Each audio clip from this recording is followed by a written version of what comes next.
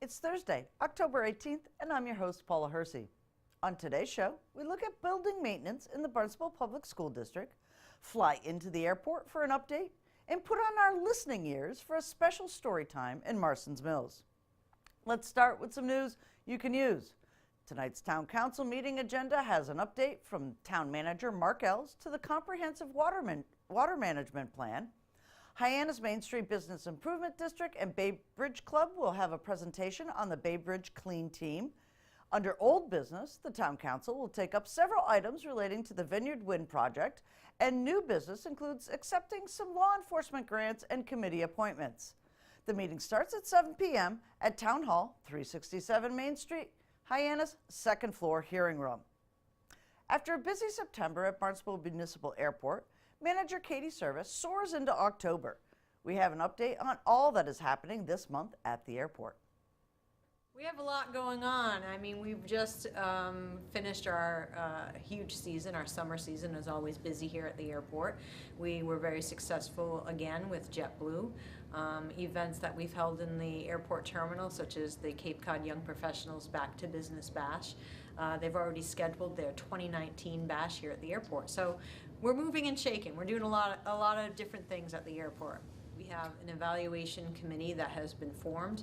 That committee will, each individual member of that committee will go through those proposals, digest the information that has been presented. The proposals specifically require that they look at the evaluation criteria that will be used by each committee member. So we'll be looking at the proposals to see the content, their proposal of layout and development of the Kmart parcel. The committee will meet on several occasions to discuss both their individual review of each proposal and to come to a determination on a final recommendation to the Airport Commission and to Town Council for development of that parcel and the company that will develop that parcel. There's not really a hard, fast time, although we have developed a schedule for the evaluation committee. Initially, we didn't know how many proposals that the airport was going to receive on that parcel, so we were keeping it a little bit open-ended in case we had to look at 15 proposals per se. So one of the things that we did look at was, how long would it take us to go through, let's say, 5 proposals, and we developed a soft schedule based on that. So we're looking at probably January timeframe, December-January timeframe, to have at least an idea of who will be recommended to develop that parcel based on the proposal. That recommendation will go to both the Airport Commission and Town Council for final approval. Final approval will be with the Airport Commission. Very exciting. Cape Air has developed a flight schedule that starts October 23rd that will fly from Hyannis to Nantucket and then down to JFK. They anticipate doing this particular route in between JetBlue's arrival in the summertime, which is fantastic. I think it's a great opportunity for the community to be able to continue those flights to JFK. Once you get to JFK, you can fly just about anywhere or just go for a weekend in New York City. Christmas time is coming, so it might be a good opportunity to get out there and to be able to board a flight here in their hometown airport is essential. I think it's something that our community has been looking to improve upon for several years.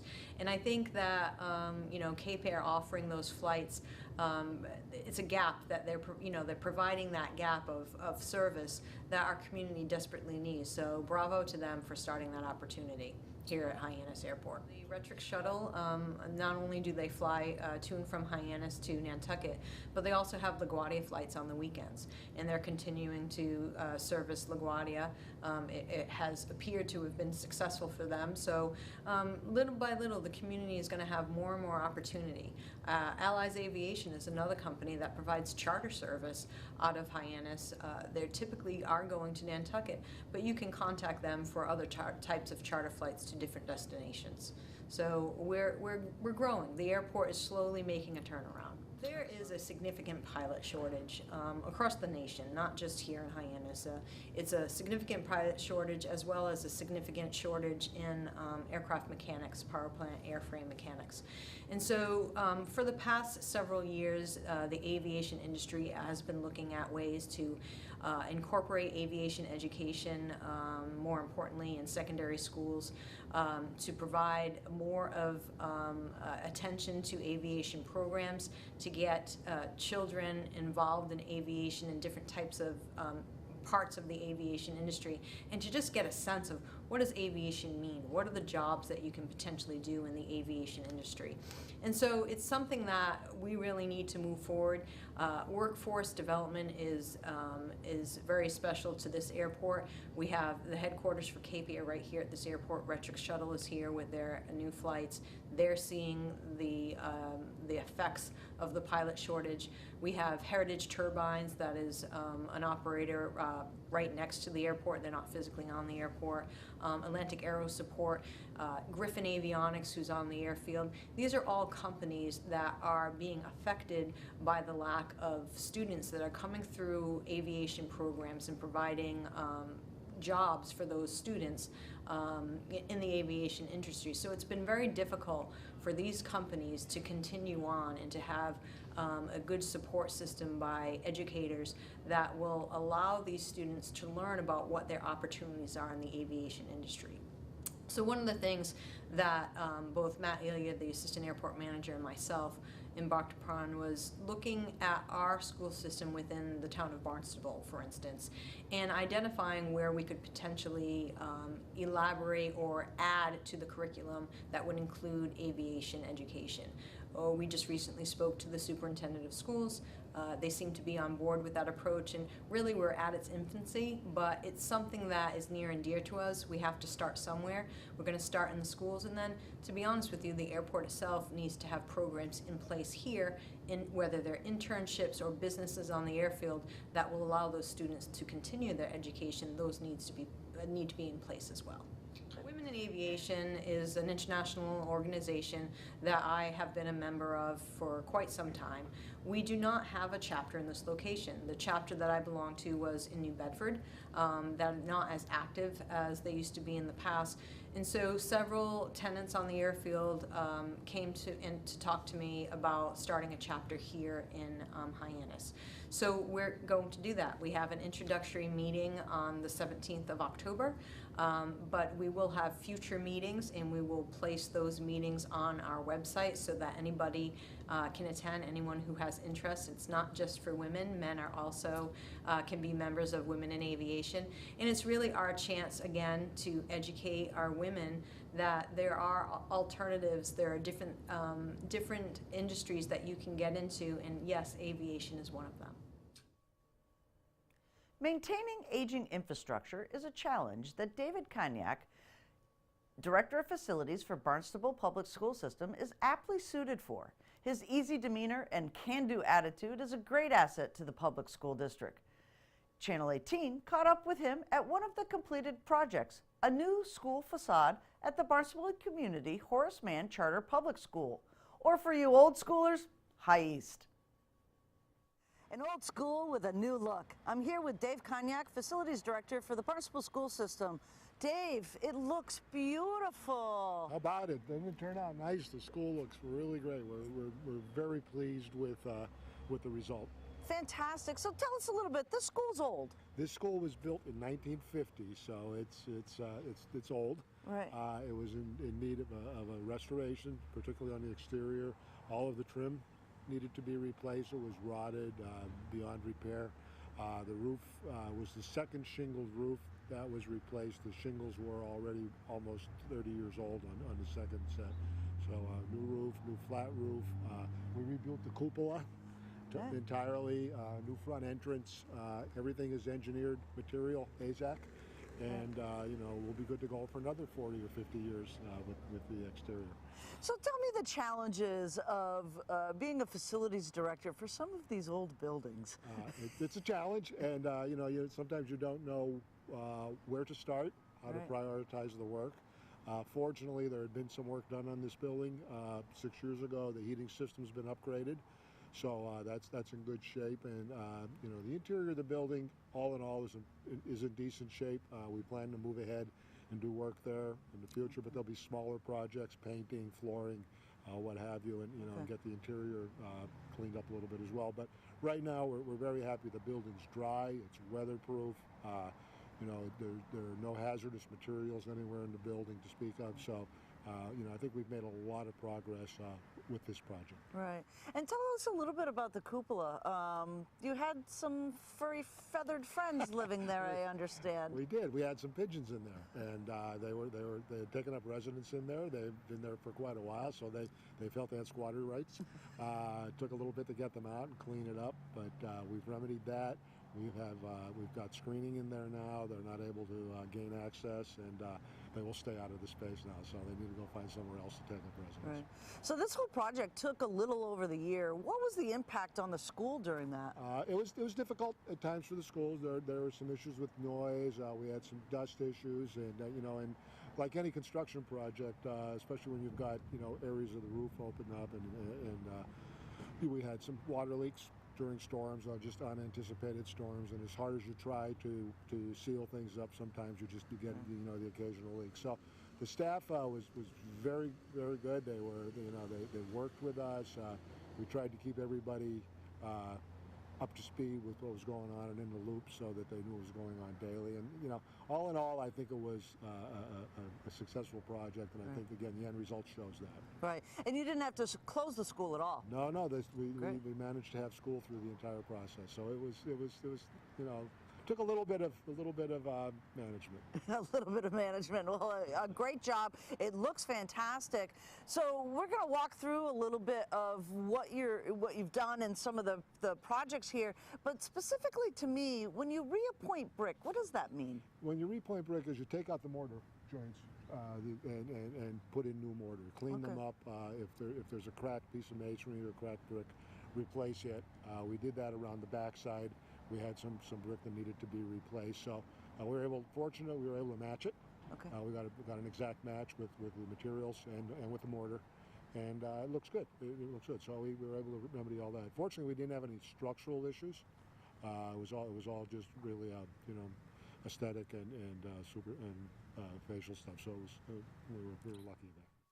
So when you do these projects, Dave, in these old buildings, there comes to be an accessibility question, is how can you make the school more accessible in some of these? And you've done some really neat things with the back entrance here to make the school accessible. Yes, yeah, we needed to have an fully accessible entrance, so we decided, rather than interfere with the architecture of the front of the building and interfere with that nice entryway we just showed you, we'd have to do some real modification there. It would take away that character of the building. We were able to utilize the back entrance here for accessibility. So what we've done is we've put in a new ramp, which is accessible and at the proper grade.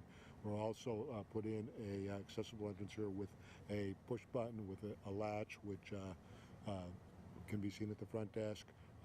The door can be activated here. It'll be totally accessible at the right height, and then the building door will have the same feature, and then there's accessibility there. It's totally accessible that way, and we'll also have accessible bathrooms, water fountains, and all of the accessible modifications in the building to meet today's standards. So we'll be right. And you talk about accessibility, but there's also security built into this as well. There is cameras at that entrance. correct. There's a camera at this entrance and also the other entrance. So we'll have double coverage.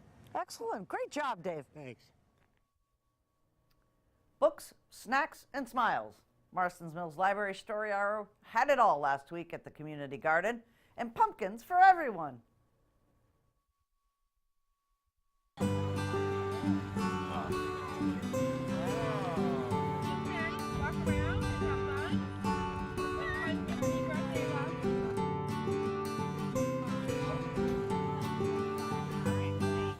Here in April, when you told us about story time and pumpkin picking here at the community garden in Barnstable, what a lovely, lovely day. Tell us a little bit about this event and why it happens. Thank you for coming. This is all sponsored by the Marston's Mills Public Library. We had a plot this year. The library sponsored it. My granddaughter Mia planted pumpkins, And today the children got their pumpkins. We meet in the garden a couple of times a year in the summer for story hour and in the fall. It's a wonderful place for children to be. It's a wonderful place for adults to be. And just to get people outside, it's a fun thing to do. So I think they all had a good time today. How did this partnership come along where you've thought about story time here out in nature? I'm a reader, and I'm a gardener. So put the two together, and with my granddaughter, we go to story hour every week, so it just makes sense. Talk a little bit about the community garden, what happens at the end of the season. At the end of the season, gardeners are responsible for cleaning up their plots. We have a compost pile here, and everything goes into the compost pile that is that you can compost. Everything else, gardeners are asked to take home with them and put their gardens to bed for the winter. We have started to do that in our plot, and next week we'll come and do some weeding, and we'll be done. So everybody's responsible for their own plot, and then we'll come back in the spring. Excellent. Thanks. So much fun. Yay! I know. It really was fun. It really Story fun. hour in the community garden. Perfect. Tell us, Miss Audrey, what does this mean to parents and kids to get them out and reading in this atmosphere? Well, I love the fact that they are here listening to stories. They're not plugged into the TV. They're not watching a video game. They're out here. They're listening to stories. They're out in nature. They're seeing the crickets. They're hearing the wind blow. It's all of the senses all together, and it's free, and it's in our own village, and it's a field trip. It's a story hour field trip. It's so much fun. I love being able to do this. So there was a little bit of a theme to the books I noticed for storytelling. Tell us how that came about. Well, once I knew that they were going to be giving away pumpkins, and there was some talk of some sunflowers, I thought I would pick some fall books and some pumpkin books. That one about with the little seed was adorable, and how the seed grew into a sprout, and then the sprout grew into a plant, and I just thought that would help sort of segue into the giving away of the pumpkins. I thought that would be fun to do. So it looked like everybody was really engaged with storytelling. Is that normal for a story hour? It better be. It better be. I want them right there with me. I want them listening, and I want them telling. We're trying to count, and we try to engage them so that it is very much that sort of interactive story hour. They have to do a little listening, they have to do some sitting, but then I want them up, I want them stretching, I want them to laugh, I want them to have fun, and then back at the library they can go back and do a craft, and we always have a snack because they're starving, so we always have to have a snack, and it has just evolved. It's 28 years this year of doing this. So that's amazing. Yeah, it's really been fun. I've watched. Now these kids are graduating from college. My first little story hour kids, and so it's fun. One of the things that brought back my childhood was a little song that you did that everybody kind of had to move to. Tell me, was that part of your childhood too? The head, shoulders, knees, and toes. Yeah, and it just stretches, and for me, it stretches me out too. So it's helpful when I've been sitting and reading to them. It helps me to get up and sort of stretch. So it's a win-win for everybody. They like it. We like it. We try to do it in a different voice. We try to do it faster and slower. And so the community garden, you were here during the summer. Obviously, it was super hot.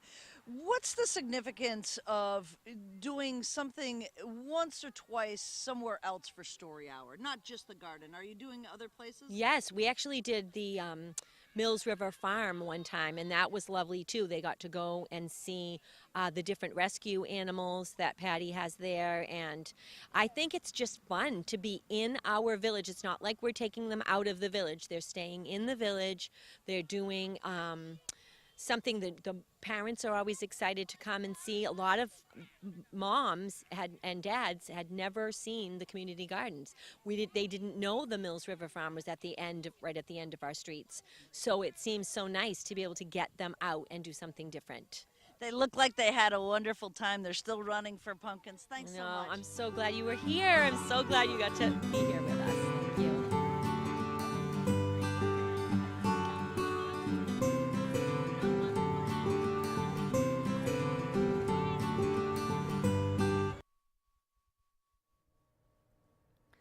here's a look at our community calendar.